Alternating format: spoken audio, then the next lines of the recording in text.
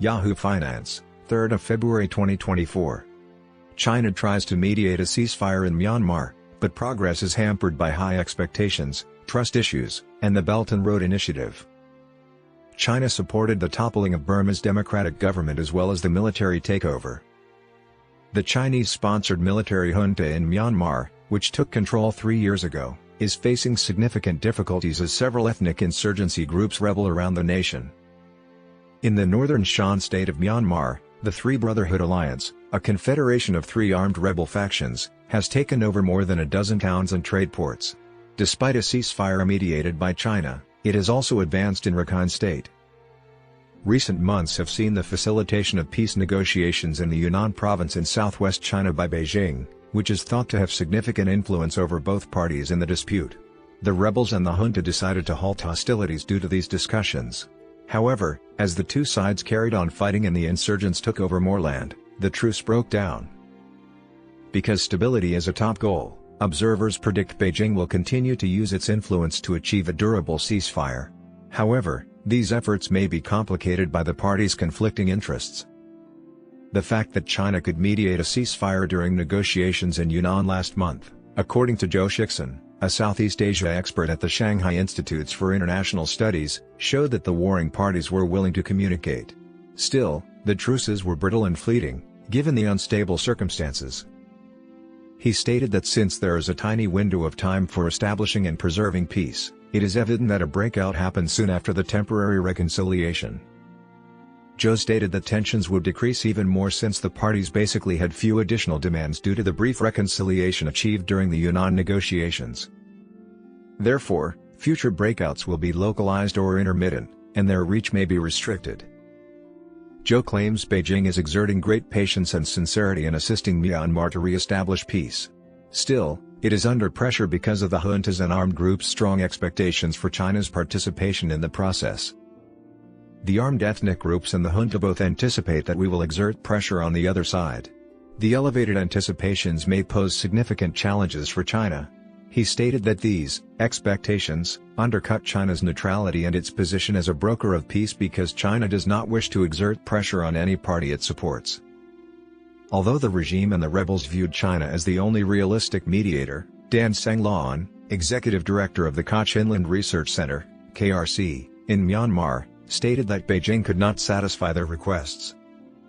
He added that since both parties were approaching the talks with a zero-sum game mentality, no outside force could now live up to the parties' expectations and that China could not genuinely determine the result of the negotiations.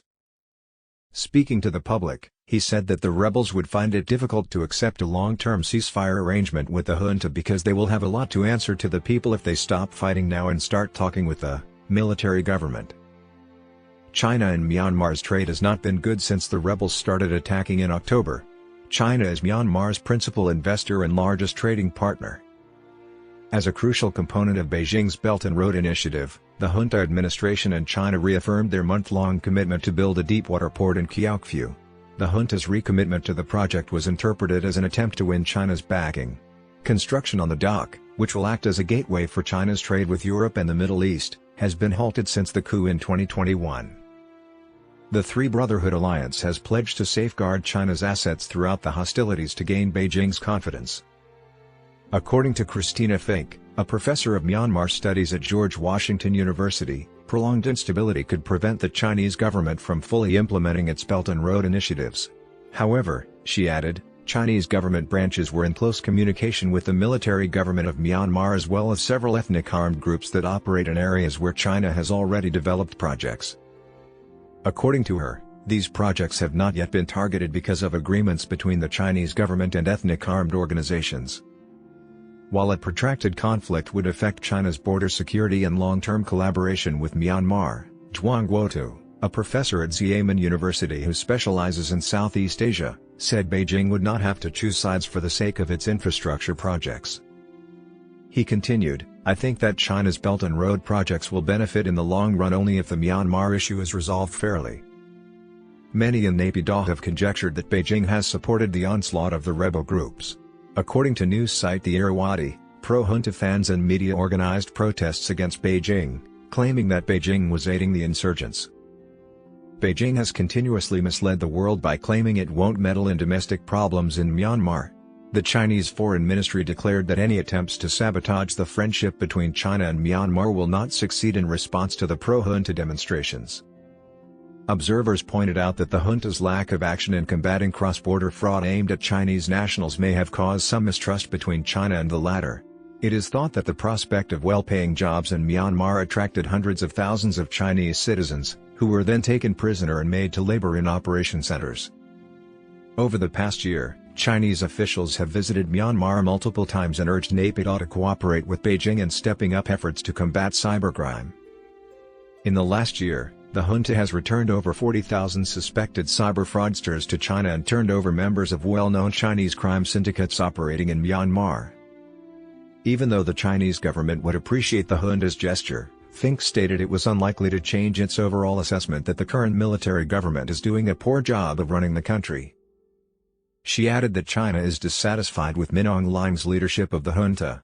Members of Myanmar's Parallel National Unity Government, NUG, formed by politicians elected in 2020, are seeking to convince China to trust them.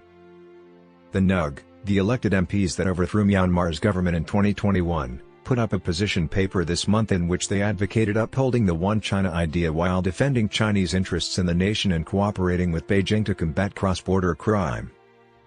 In addition, the People's Defense Forces, backed by the NUG, have collaborated with the Three Brotherhood Alliance on regional operations targeted at the junta. The Peace Research Institute Oslo's Amara Tiha, a PhD researcher specializing in Myanmar issues, stated that although the junta's forces suffered from low morale, a total collapse was improbable. If the current state of affairs continues, Tiha predicted that rump states with decentralized government and various secession attempts would arise in a few years. This fragmentation probably isn't how China would like it to be. Some stakeholders have said China is adopting a tactic like watching the fire burn from across the river. The Deep Port project is part of the China-Myanmar Economic Corridor, and he pointed out that Beijing is likely to continue backing the central de facto administrations in Myanmar based on its investments in the project. For a fresh round of discussions on U.S.-China ties, Chinese Foreign Minister Wang Yi and U.S. National Security Advisor Jake Sullivan convened in Thailand last week. The two also discussed Myanmar and decided to meet again to discuss the turmoil there. However, Tiha claimed there was little chance of U.S.-China cooperation. China may view U.S. involvement in talks about Myanmar as an increase in U.S. power. This potential is further complicated by the poor U.S.-China relationship, he said. Dan Senglon stated that the most significant thing the U.S. and China could do to help Myanmar return to the 2011 scenario was to understand each other. He did not believe that any Western power could now be involved in the country's peace process. After decades of military dictatorship, the junta launched several political reforms in 2011 to pave the way for civilian leadership. That's now the best-case scenario, if at all conceivable, according to Dan Senglon. You become more accessible to the West and to the civilian leadership. But it's also really challenging these days.